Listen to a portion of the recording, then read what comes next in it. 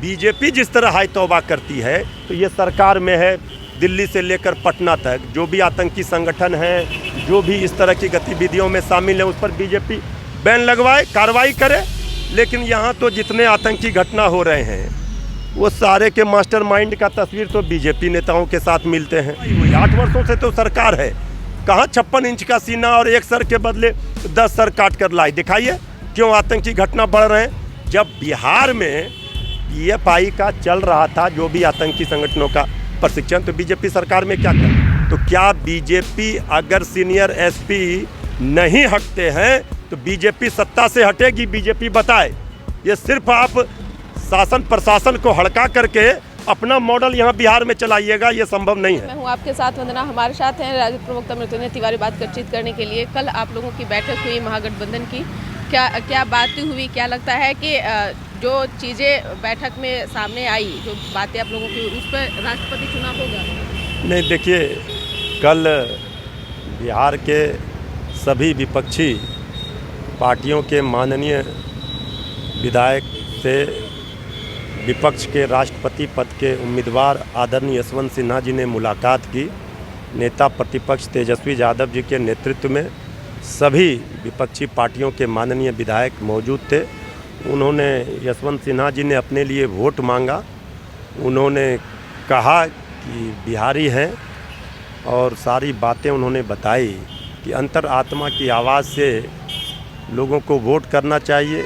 एक बिहारी राष्ट्रपति निश्चित रूप से मिलेगा, हम समझते हैं। अब ये तो उन्होंने अपील किया है, वोट मांगा है, समर्थन मांगा है, सारी बातों को कहा है कि वो एक IAS अधिकारी के रूप में भी उन्होंने काम किया, देश के केंद्रीय मंत्री भी रहे और योग्यता जो क्षमता यशवंत सिन्हा जी की है सबको पता है। इसलिए जो भारतीय जनता पार्टी का जो आज डिजाइन है खतरनाक है, देश में लोकतंत्र और संविधान जिस तरह खतरे में है, उसको और अगर लोग ध्यान देंगे तो निश्चित रूप से यशवंत सिन्हा जी एक सुयोग्य उम्मीदवार के रूप में सामने हैं और विपक्ष के सभी माननीय विधायक का वोट यशवंत सिन्हा जी को मिलेगा। हो सकता है जिस तरह से बिहार में PFI की तुलना RSS से हुई है, हल्ला बोल सब नेता कर रहे हैं, क्या करना चाहिए? भाई, इतना हाय तौबा बीजेपी ने मचाया। एक IPS अधिकारी, बहुत कम लोगों को सौभाग्य मिलता है जो IAS IPS परीक्षा में वो पास होते हैं। एक पटना के सीनियर SP ने जो बात बिल्कुल सही बात कही कि जिस तरह से शारीरिक प्रशिक्षण के नाम पर घृणा प्रोपगंडा RSS फैलाती है, चाहे मॉब लिंचिंग हो, चाहे ये आप देखेंगे जिस तरह से बांटने का प्रयास, जिस तरह से भाई भाई के बीच लड़ने का प्रयास करती है, उसी तरह से ये कैंप जो है PFI का चल रहा था और बीजेपी वाले इस तरह टूट पड़े उन पर, इस तरह हड़काना शुरू कर दिया, धमकाना, लेकिन कुछ तो नहीं हो पाया।